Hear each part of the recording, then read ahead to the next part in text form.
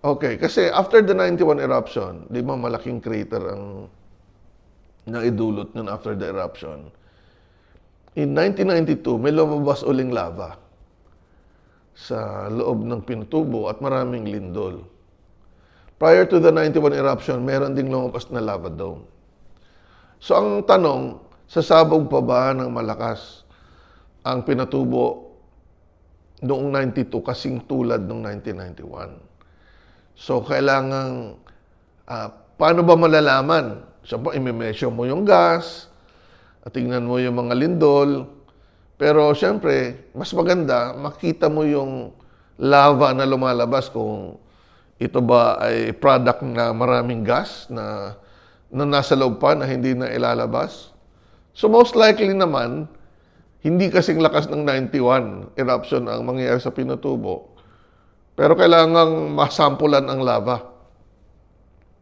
So nag-helicopter kami sa loob, landing sa loob, naglakad kami papunta doon.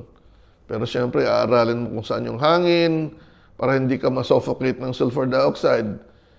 At doon ka magsasample. At siyempre, bantayan mo rin, baka may gumugulong na bato, mahulugan ka. Isa lang yan. Of course, climbing a volcano is dangerous. At minsan ganito lang kalapad yung tatapakan ng paa mo. But yung actual eruptions, isa na yun sa delikado. Yung iba naman, mga from a distance kami nagbabantay ng volcano. Although, yung 91 eruption,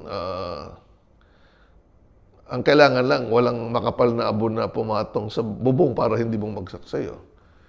And then, pag nagbabantay kami ng lahar, siyempre, we know how to escape naman sa mga ilog kung papunta na sa'yo at kung delikado. There are proxy indicators naman na masasabi mong hindi nasasabog ng malakas, like yung amount ng sulfur dioxide na lumalabas.